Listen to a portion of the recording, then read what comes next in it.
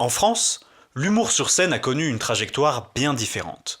Contrairement aux États-Unis où la télévision va s'emparer du rire populaire, celui-ci restera dans un premier temps exclu du petit écran français, ou alors sera très édulcoré. Il va donc falloir qu'ils se créent leurs propres espaces de liberté, et ils les trouveront dans les cafés-théâtres. Contrairement au stand-up qui propose une scission radicale avec les éléments importants du théâtre, pas de conflit, pas de personnages, l'idée du café-théâtre est de réinventer la discipline sans en renier les codes.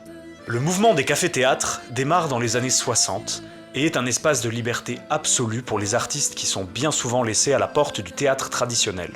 Ils jouent sur des toutes petites scènes, dans des petits lieux où on peut manger et boire des coups, et il y règne une grosse ambiance rigolarde et populaire. À cause de la taille de la scène, il y a souvent beaucoup moins de comédiens sur le plateau, et presque pas de décor ou de changement de scène. Par contre, il y a du costume. Beaucoup de costumes. On n'a également pas forcément des pièces entières qui se jouent.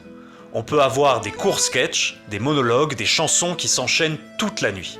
Le quatrième mur est également souvent brisé, ce qui marche très bien étant donné la proximité avec le public. Les cafés-théâtres vont connaître une immense popularité et vont petit à petit forcer les portes des grands théâtres, puis, comme c'est le cas de la troupe du Splendide, vont s'ouvrir les portes du grand écran.